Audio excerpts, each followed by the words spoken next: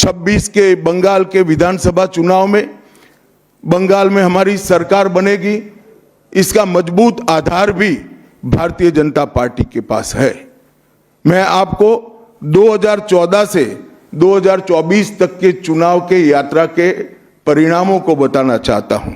2014 के लोकसभा चुनाव में हमें 17% वोट मिले थे और 2 सीटें मिली। मेरी बात जरा सभी पत्रकार बंधु ध्यान से सुने। 2014 के चुनाव में हमें 17% वोट और 2 सीट मिले थे। 2016 के विधानसभा चुनाव में हमें 10% वोट मिले और विधानसभा की केवल 3 सीटें मिली थी। फिर 14 से 19 के बाद 19 के लोकसभा चुनाव में हमें 41% वोट मिले और 18 सीटें मिली और 21 के विधानसभा चुनाव में हमें 38 वोट मिले और 77 सीटें मिली। ये बहुत बड़ा अंतर है। जिस पार्टी को केवल 3 सीट मिले थे, वो पार्टी 5 साल के ही अंतराल में 77 सीट प्राप्त करी।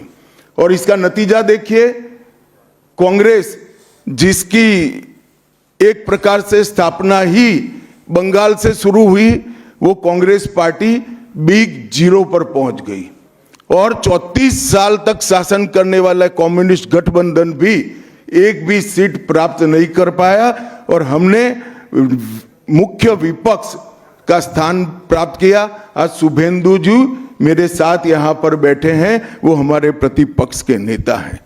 24 के चुनाव में भी हमने 39% वोट प्राप्त किया, 12% सीट प्राप्त की, 12 सीटें प्राप्त की और 26 में हम निश्चित रूप से प्रचंड बहुमत के साथ भारतीय जनता पार्टी की सरकार बनाने वाले हैं।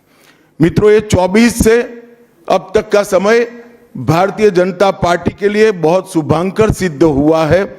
24 में लगातार तीसरी बार नरेंद्र मोदी जी इस देश के प्रधानमंत्री बने। उसके बाद महाराष्ट्र में, हरियाणा में, दिल्ली में और अब बिहार में भारतीय जनता पार्टी की सरकारें बनी हैं। 24 के चुनाव में उड़ीसा और आंध्र प्रदेश में भी पूर्ण बहुमत की भाजपा की और एनडीए की सरकार बनी है। मुझे पूरा भरोसा है कि 2026 में बंगाल में 2/3 बहुमत के साथ भारतीय जनता पार्टी की सरकार बनेगी। ये बंगाल की जनता तय कर बैठी है।